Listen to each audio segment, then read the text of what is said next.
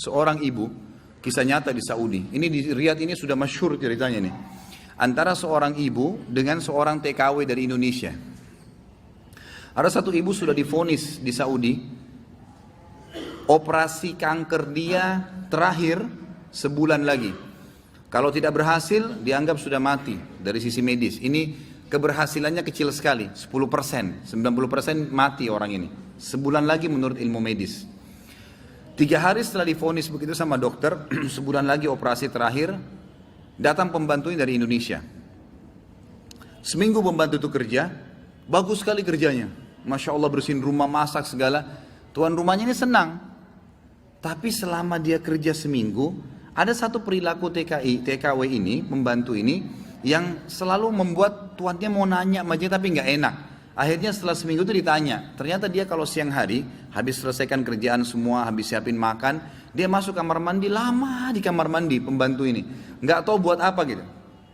Pas dia keluar dari kamar mandi, setelah seminggu ditanya sama majikannya, maaf saya mau tanya, kenapa kamu ini setiap masuk kamar mandi, lama, ngapain gitu kan.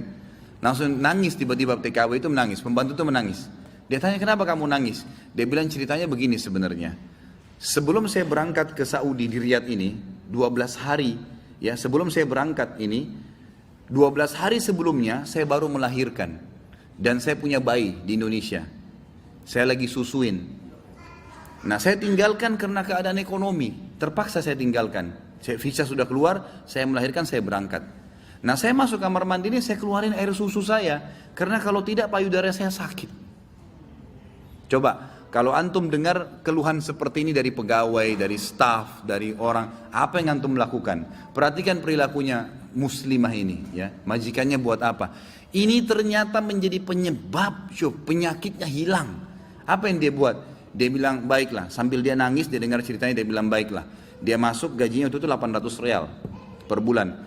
Tuannya ini, kebetulan punya duit di rumahnya, diambil dikali 24 bulan, 2 tahun.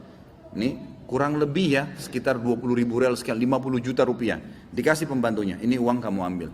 Besok saya belikan kamu tiket pulang ke Indonesia. Anggap kau sudah kerja 2 tahun. Pembantunya bilang, nggak apa-apa. Dia bilang, nggak apa-apa. Anak kau lebih penting daripada saya. Urus anakmu, nggak apa-apa. Terus ada pembantunya, baiklah kalau begitu terima kasih. Kata tuannya, kalau memang majikannya bilang, kalau seandainya 2 tahun kemudian habis nyusuin kamu terfikir kembali, ini nomor HP saya, dikasih, pulanglah. Pembantu kita sudah selesai nih, TKW sudah pulang Indonesia. Kita sekarang berhubungan dengan kisah ibu ini. Apa kata dia? Semenjak pembantu itu berangkat, mulai hari itu setiap hari saya menangis.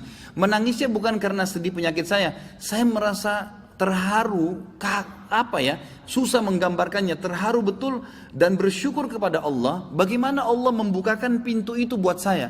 Saya selalu bersyukur terus sama Allah karena saya bisa memberikan, terfikir untuk kasih gaji 2 tahun. Mungkin kalau terjadi pada kita, kita bilang, baiklah kamu pulang aja minimal. Pernah gak antum terfikir kasih gajinya lengkap semua? Gitu kan?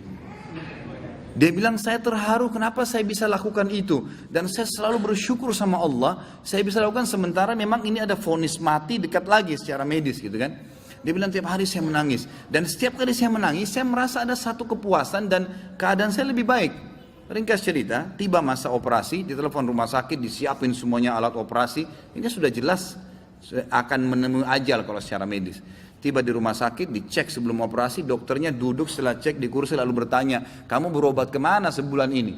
Kata ibunya, saya nggak berobat kemana-mana. Kamu tahu nggak, kanker kamu nggak ada, sedikit pun nggak ada, akarnya nggak ada, sembuh total, nggak ada, nggak mungkin terjadi secara medis. Ibu itu tersenyum lalu mengatakan, kalau betul apa yang dokter ucapkan, itu karena sedekah saya. Diceritain sama dia ceritanya, begini. Dokternya jadi nangis, dokternya bilang apa? Subhanallah, yang telah membukakan mata hati saya, ternyata yang menyembuhkan bukan obat sama dokter. Tapi siapa? Allah subhanahu wa ta'ala. Ambil pelajaran ikhwas sekalian. Ternyata amal-amal soleh itu bisa membuat kita keluar dari masalah. Abdullah bin Umar dan Abdullah bin Abbas radhiyallahu anhum ajma'in, itu kalau beliau sedang menghadapi masalah dan tidak pecah, beliau keluar cari orang miskin dan sedekah, gitu kan? Keluar bertawassul dengan amal soleh, seperti itulah.